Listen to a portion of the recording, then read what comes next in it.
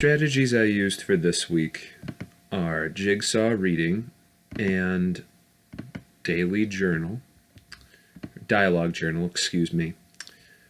And these went fairly well with my current community of ESL learners, mainly since they're Guatemalan and Mexican with a few students from Eastern Europe. I felt like it was a good mix of students, and we have a very supportive ESL community, English language learning community, Fenton. And they all love to interact, so I thought that both of these activities would be really good for them to do so,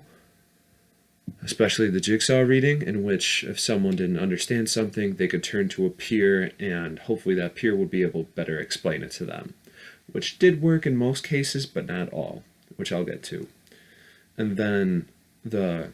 dialogue journal, in which students write over various topics to me, and then I correct their grammar or spelling errors, and it feels like an authentic use of the language. So these are things that I felt like were very important to cover.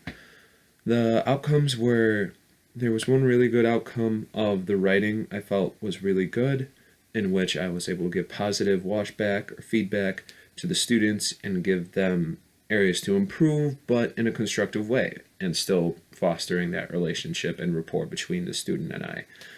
Whereas the jigsaw reading was a little bit more of a challenge because some groups were very successful in these activities and others were not so much because the dialogue died very quickly when students' summaries were fairly short. The changes that I would make going forward are for the dialogue journal, I would have students, or I would find similarities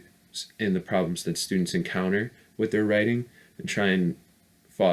figure out a lesson for those things. And the jigsaw